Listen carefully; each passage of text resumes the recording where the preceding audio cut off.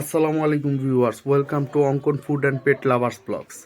Viewers, আজকের ভিডিওটা খুব ইন্টারেস্টিং, কারণ হচ্ছে আজকে আমরা নিয়ে আসছি চীনা হাঁসের এতটুকু সাইজের মাত্র 2 দিন বা 1 দিন বয়সী হাঁসের বাচ্চা, ছোট ছোট বাচ্চা যেগুলো ওগুলা। তো অবশ্যই অভিজ্ঞ যারা আছেন তারা আমাকে সাজেশন দিবেন যে চীনা হাঁসের বাচ্চা কিভাবে পালতে হয়, অবশ্যই কমেন্টে বলে যাবেন। চলেন দেরি না করে আপনাদের সাথে শেয়ার করি চীনা হাঁসগুলা, চলেন। তো ফাইনালি ভিউয়ার্স, এই যে আমাদের হাঁসের বাচ্চাগুলা দেখতেছেন কি সুন্দর লাগতেছে দেখতে।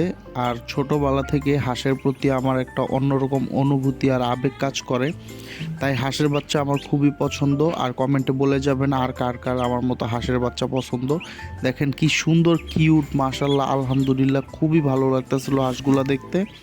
আর যারা অভিজ্ঞ আছেন তারা অবশ্যই কমেন্টে আমাকে সাজেশন করবেন যে হাঁস কীভাবে পালা লাগে। আর এর আপডেট ভিডিও পেতে হলে অবশ্যই নেক্সট ভিডিও দেখার জন্য ওয়েট করবেন। ধন্যবাদ সবাইকে।